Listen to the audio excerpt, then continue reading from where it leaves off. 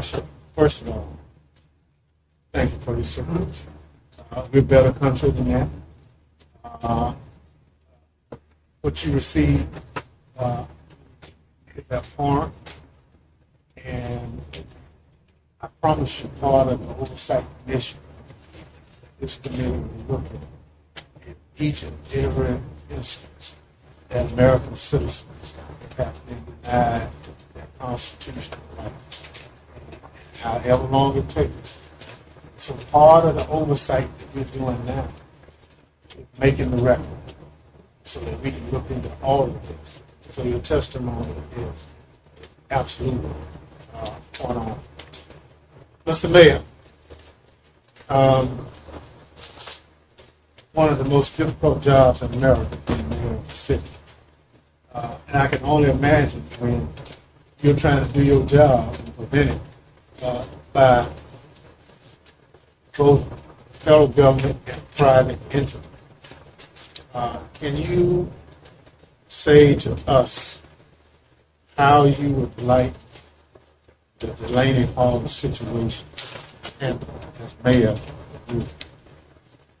Well, I think it's the same thing I told the Deputy Director of Homeland Security, that the best way to solve this problem is to close Delaney Hall. And that is the only answer. That is, out with me. Like, I think that's the way it needs to happen. The conditions are horrible. ICE agents have come and, as you say, beat and violated people's constitutional rights. They put the law enforcement in our city, in our state, in precarious situation. They have been calling 911 after we have decided that we should not be down there. They've called 911 and had police respond to 911. They've even called 911 saying that there were people being assaulted, and the police came down there and found no one being assaulted. And so they're wasting our resources, our time, our energy to try to force us to protect an inhumane facility. And now legally trying to take us to court because we refuse to respond the way they want us to respond. And we have a right locally to make decisions about the priority of the operations of our police in and around our city. So you said they want to take you to court? They had filed a suit against us because the police are now saying, obviously, because when there's a 911 call, that we need to prioritize that. And we need to prioritize that based on other calls that we get in the city. And we need to prioritize that based on the history of the fact that they've been calling police saying things that have not in fact happened. Well, the odd part to me is that they are now suing you, saying you're not doing their job. Right. And you already have them in court saying the exact same thing. Ms. Martinez, part of any advocacy is to be the voice of that entity. What has been your experience with Delaney Hall, people there, with respect to complaints that you hear? I can answer.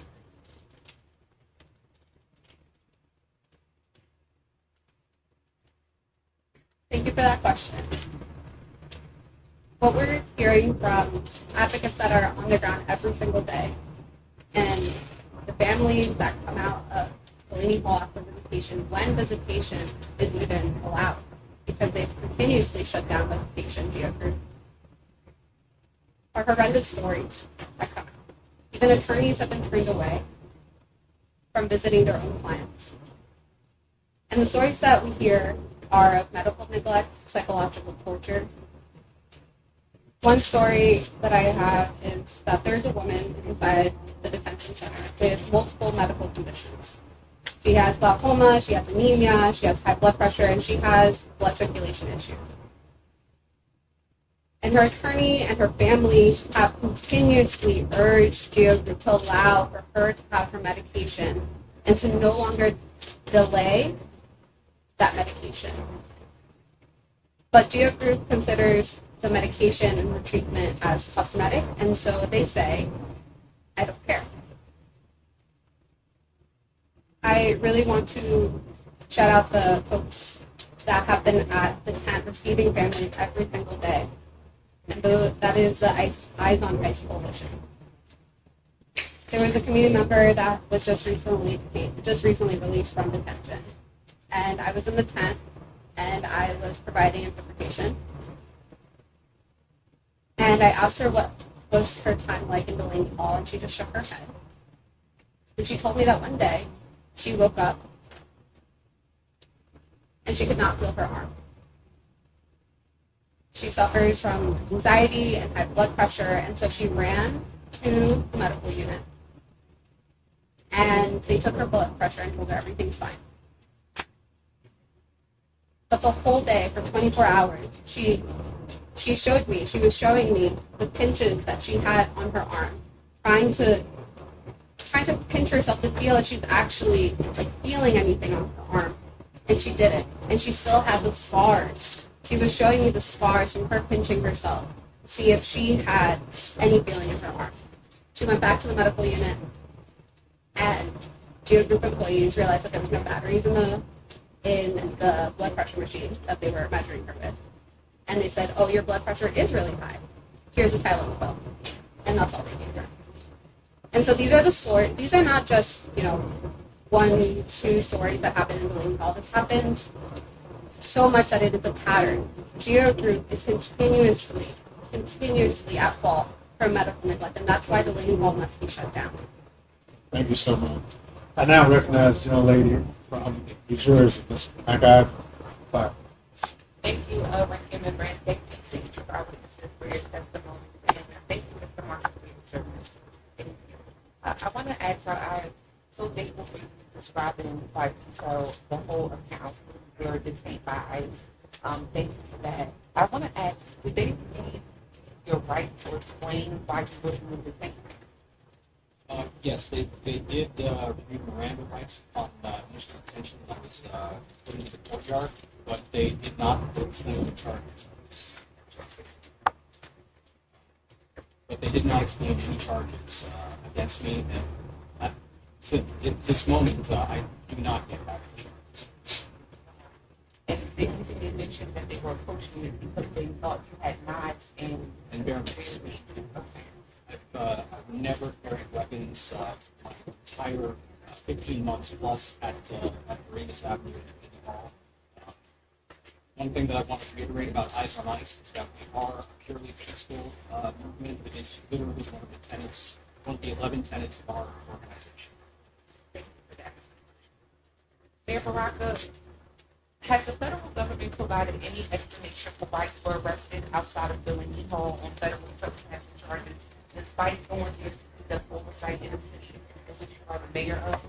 No, they've never provided any explanation of why that happened. They refused to issue an apology. They just magically walked away from the charges. Thank you for that. Mr. Sandhar, what, and you talked about this during your testimony, but would love for you to spend some time to elaborate because this is really important to us as we, move forward and really start to take some real action when we are back in control in January of this Congress. What policy changes and recommendations do you and New Jersey ACLU urge Democrats in Congress to push for? Thank you for the question, Representative McIver. Look, first of all, I think the main thing that we need to focus on is limiting the funding that has been going to ICE and clawing back the funding. We've seen essentially a blank check given to this administration and to this agency for its lawlessness. And they, as you all mentioned, have more money than many other countries. They are the best funded law enforcement agency in the world, and it is something that we need to ensure that we are holding accountable as much as we can. Secondly, as I mentioned, I think the Dignity for Detained Immigrants Act is an important bill to pursue. Now, it's a hard bill